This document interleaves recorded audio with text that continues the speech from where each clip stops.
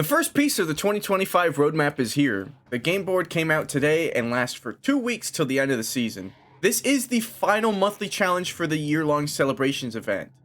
What does that mean? Really nothing, you just get an exclusive emblem for completing it.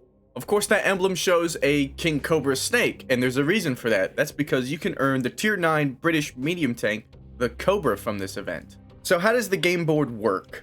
You'll see in your challenges tab this 4x4 grid with a bunch of different colored stamps on it. On the right side, you'll see the challenge you must complete, and it will give you a specific one of the 4 stamps. Intuition tells you complete that challenge, you get that stamp, and then you can use that stamp on the board in any one of the 4 placements that specific stamp is on.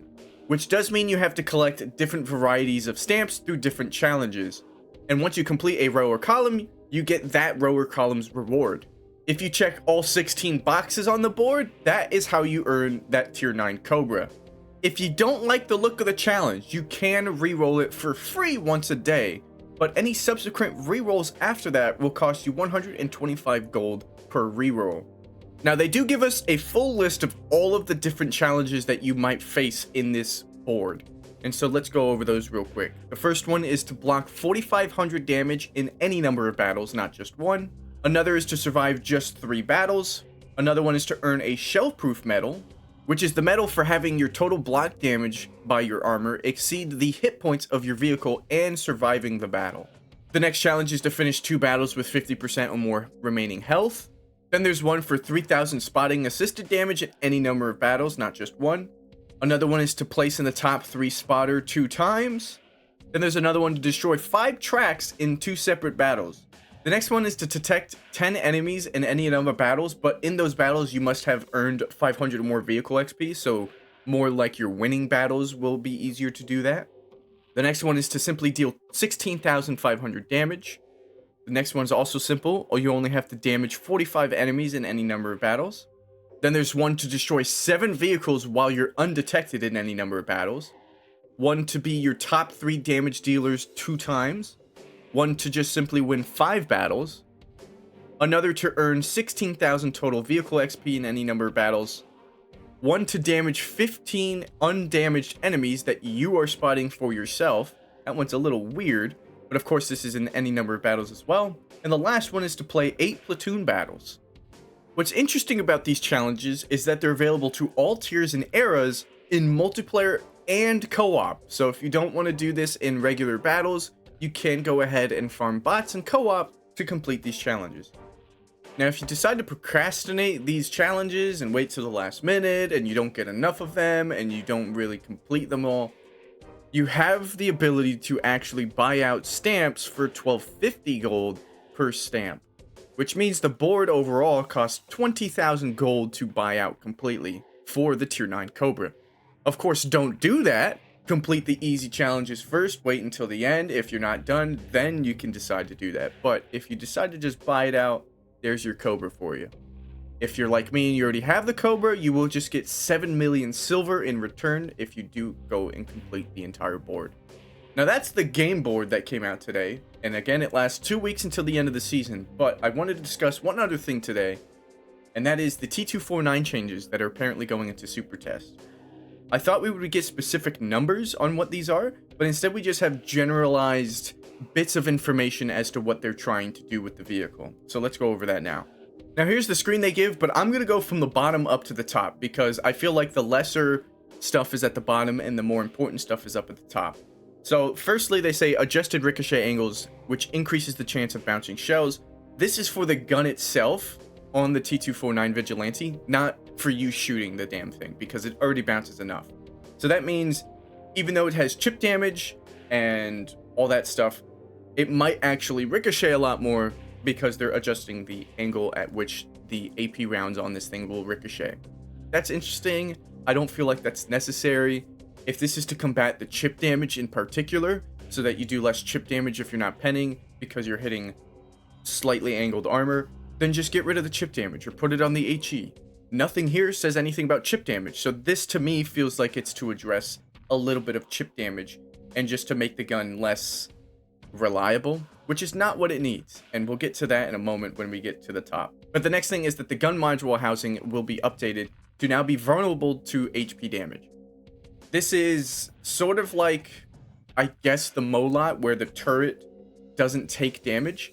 This had like half of the turret not taking damage, and that's because the big circle drum on the left side of the vehicle is just the magazine well, but they have decided now that that should just take damage because it's part of the turret, and I agree.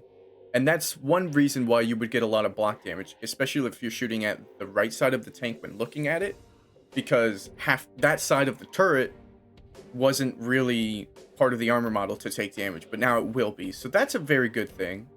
But in terms of the armor model, they're not changing anything about the hull and the 6mm spaced armor that somehow is able to protect the thing from even AP rounds. So I feel like more could be done here in the armor model, but this is a nice step and this is fine. The next thing they say is reduced invisibility factor when firing. This to me feels like kind of an overstep because the thing loses so much camo just when you start holding the trigger to start the spin up delay in the first place. So reducing the invisibility factor further when firing feels kind of odd to me, but you know, I'll take it. It doesn't really, it's not a thing that shouldn't happen if they decide to go through with it, but it's just weird because it doesn't address the particular issues that this tank has introduced into the game. The next one though did. Moving camouflage effectiveness decreased. This is weird because they specifically say moving camouflage effectiveness. Now, this is a light tank, and light tanks have their still concealment and their moving concealment match.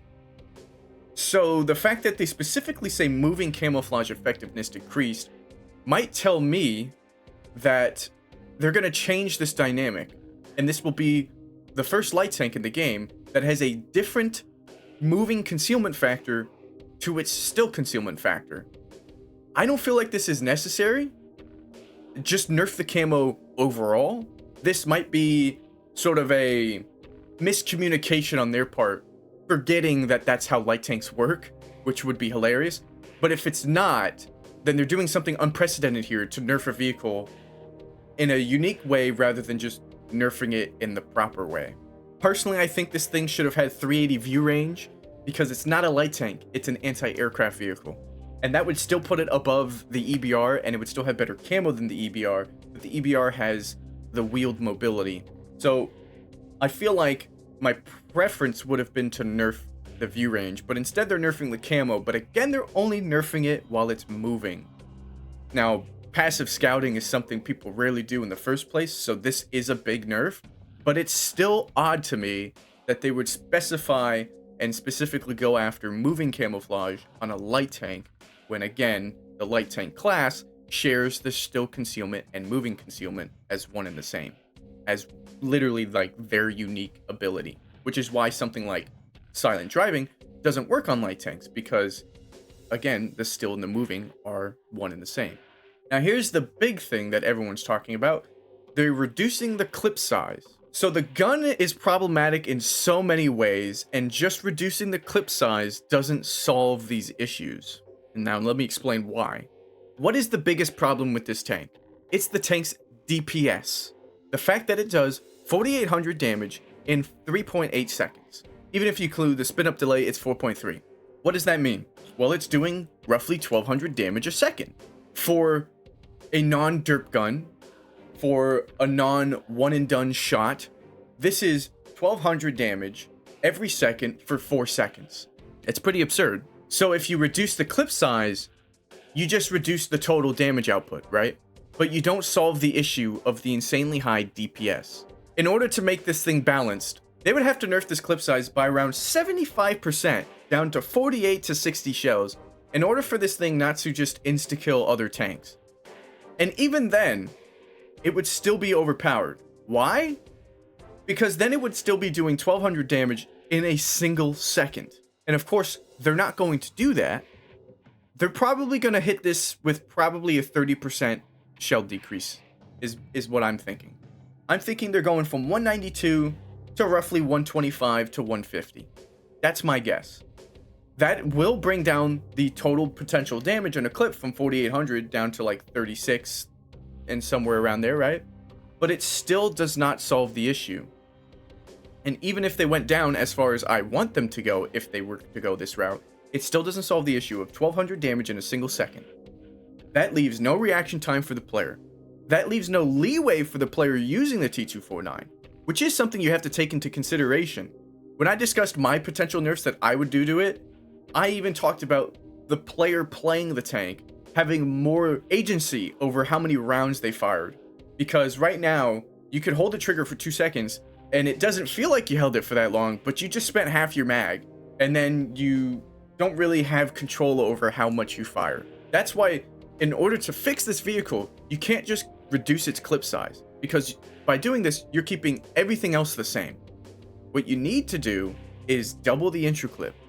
What you need to do is lower the damage. You can keep 192 in the mag. You have to lower the damage and raise the intra.